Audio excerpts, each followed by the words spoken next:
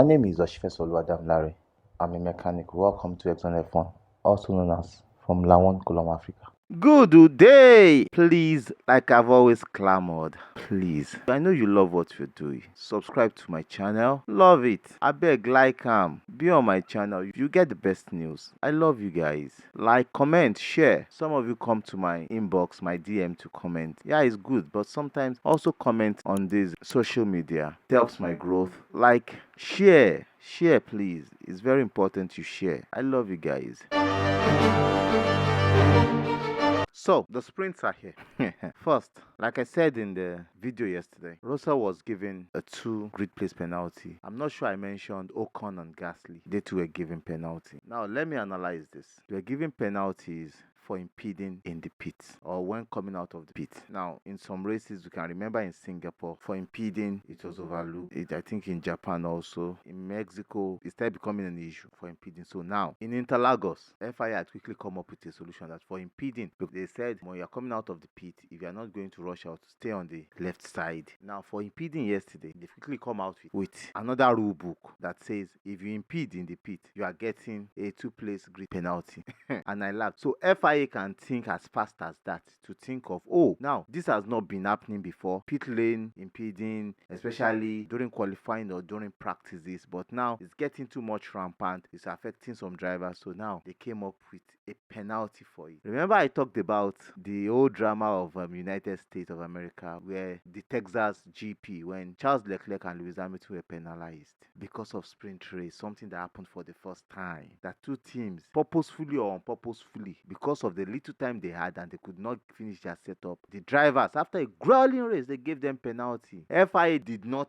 mark their own scorecard and penalize themselves, but FIA can penalize the driver. Now they've seen a problem. Now they are solving the problem virtually. Now they gave it time to solve it. This time they didn't give those guys time. I will still continue to say it's not good, but now FIA thought about it. They are now saying now, because of the controversies of the sprint race, they have seen solutions. FIA, they are now in talk to overhaul the sprint format for 2024. Now look at it. They want to overhaul the sprint format, in which the sprint format had affected some teams and they've penalized them. You have penalized people. Now you want to overhaul it after penalizing people. Who does that? Seriously, who does that? I penalized somebody for something. Now I'm trying to overhaul it. This is the 3rd year sprint qualifying and sprint race. Now you are trying to overhaul it because you didn't make necessary plans. You overlooked some things. FIA, you need to start accepting your own fault. Don't be like a father that looks faultless and still hurt his children. No, it's not done. It's wickedness. Now you are overhauling it. Now let me tell you what FIA are trying to do. This is a proposed idea. It's not a full idea. They should have penalized the team and given the team a monetary whatever during the USGP. That is what they should have done, because the rule that was before is if it is FP1, FP2, FP3 and they still broke the rule, then they would disqualify the drivers. But now this is just FP1. The cars are in park for me. Why would you disqualify the drivers? Why? Oh Jesus, this is pure common sense. Who does that?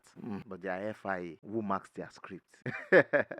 So now they, after 3 years, because of something you didn't do before, you're now realizing it's not making people pay for your own irresponsibility. Now you see a lot of fans saying F1 is dead. Wake up, don't destroy this beautiful sport. The FIA, don't destroy it yourself. Now this is the proposed idea: qualifying for the Grand Prix to return to usual Saturday afternoon. I said that yesterday, that those are the 2 options they should have. The option of this one, but the cars will not go into park for me, or the qualifying should go back. I said it. Now they won't pay for brain because I don't know where they've put theirs. Sprint race will be moved to Saturday morning like before, prior to qualifying. Now sprint shootout moved to Friday afternoon following a single practice session in the morning. Now listen to this: the park for me could then be reopened after the Saturday morning sprint race to allow changes ahead of qualifying. It'll be like 2 FP2s, which means the sprint race is just like another free practice. It makes sense a little now. And you think people will not be happy? People will be happy, but how do you erase what the pain you have caused? The sprint qualifying, the SK1 is a 12-minute showdown in which the drivers will go out in 12 minutes, set their times, and if they have another opportunity, they can set another time. So all drivers went out, and in their first stint, Carlos Sainz set the fastest time. Lando Norris, I said yesterday that McLaren has some speed, but they've not been able to give it to us. Lewis Hamilton, Todd, Verstappen, Russell, Magnussen, they all led the timesheet. They all did well, but Ocon, Stroll, Zhou Guanyu, Albon, and Sargent, they were on their second stint trying to set a better time when Ocon crashed into Fernando Alonso. Now, in that crash, who is at fault? They brought out the red flag. The SQ1 could not continue. Who was at fault? Fernando Alonso has his own fault. But Ocon, maybe because he saw Fernando Alonso ahead, he lost his grip on the car and ran into Fernando Alonso. But Fernando Alonso, one, was parked in the middle of the road. Two, he accelerated a little. If he had not accelerated at that point, he would not get touched. But we don't know what the stewards would say on that, but that was what happened. And that caused a delay in the SQ2 because of the accident. They need to repair the barriers and something. Now, the SQ2 is a 10-minute session, but at that point, it's a gustier wind in the SQ2. The SQ3 too was filled with gustier wind, But in the long run, Alonso could not come out. The accident really affected his car. He could not improve. They could not do anything. But in SQ2, there was a lot of track improvement. The track got better. But unfortunately, Kevin Magnussen, Nico Hülkenberg, Pierre Gasly, Valtteri Bottas, and Alonso that could not set any time were out in SQ2. And unfortunately, the two Alpha Tauri that have been doing well since they got some updates look pretty cool. Pretty decent space. They were able to get themselves into SQ3. Now the SQ3. Nothing much, Like I said, the Alpha Tauri looks good, especially with Daniel Ricciardo pushing the Alpha Tauri. But unfortunately, Yuki Tsunoda told him, yeah, I have some pace inside this thing also. But shockingly, like we said, the McLaren did not show their true pace. But they came up this afternoon and they showed something gliding, and they were able to get the fastest time, with Lando Norris setting the fastest time. There were mixed tires for the grid, but the top 6 drivers really pushed, but they were unable to get good laps in because of tires or pressure on them, because it's a 4-minute session. Just one lap, then that is all. But in that one lap, in the gusty wind of about 3.9 kilometers per hour, McLaren of Lando Norris was able to set the fastest time of 1 minute, 10 seconds, and 6 tenths. Was able to set that beautiful time. They'll take him on pole for this evening's sprint race shootout. Max Verstappen second, Sergio Perez third, Russell fourth. Russell was last year's winner. Lewis Hamilton fifth, Tsunoda sixth, Leclerc seventh, Ricciardo eighth, Sainz 9, and Piastri 10th. It will be a very interesting sprint because I can see there will be adjusting for position, and these guys will push themselves. That's the essence of sprint. They will push themselves, and it will be very interesting, I can tell you. So let's watch out for sprint. I'll give you a very detailed analysis on that. Yeah, let's go. So the sprint race is over. Officially, the sprint race is over. And there are lots of takeaways from the sprint race. These takeaways are more than you having paper pack or duffel bag to take them away. It is you having sack take them away for each team. But for a team like Red Bull, what should they take away after winning the race? Nothing to take away. They have nothing to take away. They have just taken everything they needed to take away already. Now, for a team like Mercedes, they have a lot of takeaways. The takeaways serve too much. For Ferrari, another team that needs a lot of takeaway. For a team like Alpha Tauri, they don't need any to take away because they are in the right direction. For the Aston Martin, they are still learning. For Alpine, the learning process is much. For Williams, well, this has been a very good season for them, but still lots to learn. For Haas, it's like a regression. And for the Alfa Romeo, I'm still looking for words to quantify their misery. Now, let's break it down for you. Max Verstappen started second. Lando Norris started pole position. Max Verstappen was able to get a good start because starting second most times, like I said, is better because you're on the much more grippier part of the track. So he got a good start, got good traction, overtook Lando Norris. The Mercedes were like, oh, we have pace, and they jumped up, and Lewis Hamilton jumped up. They thought they had pace, but they never had pace, talk less of pace.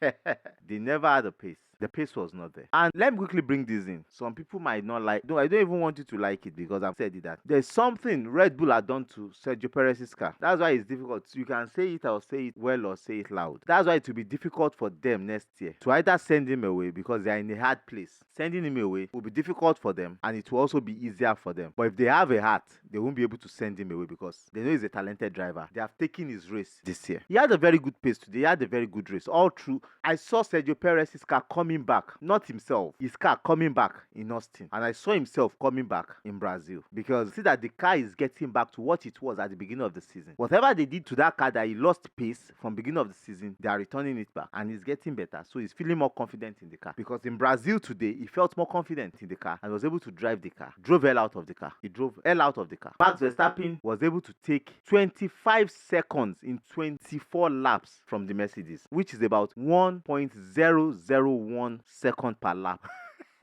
from the Mercedes.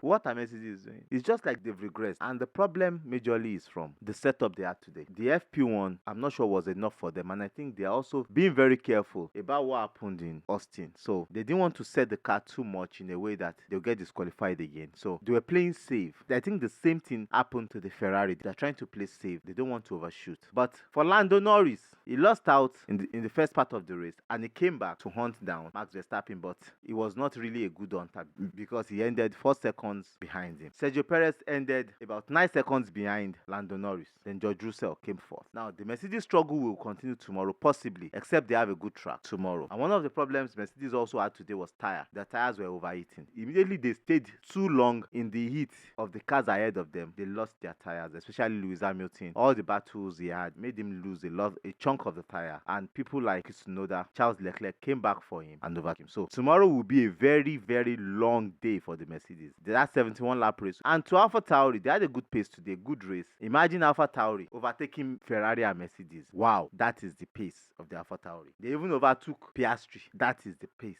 of that AlphaTauri. They've really improved. And to Fernando Alonso, after the squabble he had with his former teammate Esteban Ocon, and they both criticized themselves, they struggled. Imagine Aston Martin that was so close to the Red Bull at the beginning of the season, now 39 seconds behind the Red Bull in 24 laps. In 24 laps. Wow. I think the reality of it is just dawning off on everybody that a lot of teams have a lot of work to do. But meanwhile, I think major issue is still coming back to the FP1 that they had. And like I said earlier, there are options that F1 are now thinking, which I said they are thinking of adjusting and reinclinating the sprint race format against next year. And I think if the cars don't go into Pec Ferme after the FP1, then it will be better for the teams to learn a lot and to be able to adjust their car, get their setups right for them to have good races, because this whole thing, sometimes it will work for one car, it won't work for another car. And that is what happened to the Mercedes today and also to the Ferrari today, because they thought they had the best setup, but it was only in 1 hour and the weather changed, everything changed and they lost it. So they need to work on that.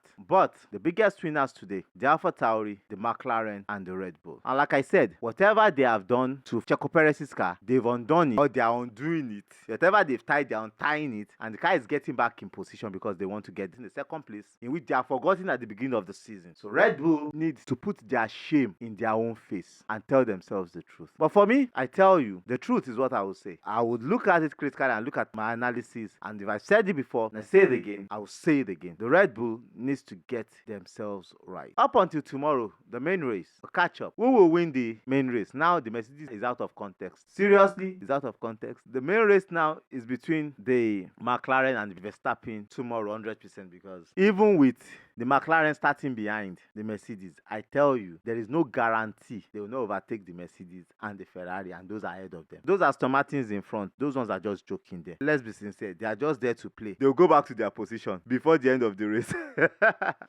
But up until tomorrow, the main race. I love you guys. Thank you. I love you. Bye. Chee.